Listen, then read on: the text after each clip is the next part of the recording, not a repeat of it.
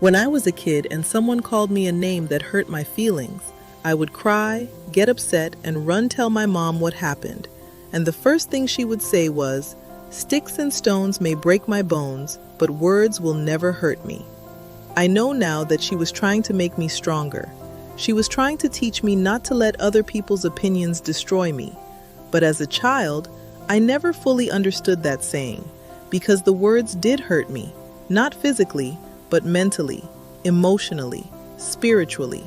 And sometimes those wounds lasted much longer than bruises ever could. I remember replaying certain words over and over again in my head. Stupid, ugly, slow, not good enough. Whatever the insult was that day, it stayed with me long after the moment was over. And the truth is, when you hear certain things repeatedly as a child, those words can slowly start shaping the way you see yourself.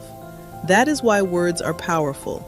Some people carry hurtful words for years, not because they are weak, but because words have weight, especially when they come from people you love, people you trust, people who are supposed to protect you. And sometimes the hardest part is not hearing those words from strangers. It is hearing them from family, friends, partners, people who claim they care about you. Because when someone repeatedly speaks negativity over your life, over time you may begin believing those things are true. That is how self-esteem gets damaged. That is how insecurity grows quietly. That is how people begin shrinking themselves without realizing it. People often say, "Well, just ignore it." But emotional wounds are not always that simple. Words can become internal voices. And years later, some people are still fighting thoughts that were planted in childhood. That little phrase, "Sticks and stones may break my bones, but words will never hurt me." In some ways, I understand the meaning behind it now. I understand it was meant to teach resilience, but I also believe we need to be honest. Words do hurt. Words can break confidence. Words can destroy peace. Words can affect mental health. Words can shape identity. And sometimes people survive physical pain faster than emotional pain, because bruises fade, but certain words replay in the mind for years. That is why we have to be careful with the things we say to people, especially children, especially people already struggling silently. You never truly know what someone is carrying internally. A cruel sentence to you could become a lifelong battle in someone else's mind. But I also want to say this to anyone listening who has carried hurtful words for years.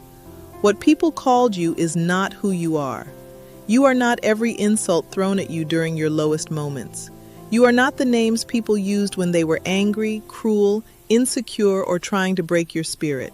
And just because someone repeatedly said something does not make it true. Healing sometimes begins when we stop repeating those same hurtful words to ourselves. Sometimes we have to unlearn the voices that damaged us and replace them with grace, compassion, truth, and self-worth. So yes, words do hurt, but words can also heal. The right words can save someone, encourage someone, lift someone, restore someone, which is why we should speak life over ourselves and others whenever we can, because people remember words. And some people are barely holding themselves together because of the things spoken over them. So today, be gentle with yourself.